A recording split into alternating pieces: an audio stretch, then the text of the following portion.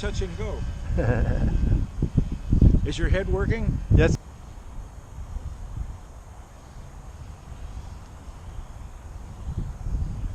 Whoa!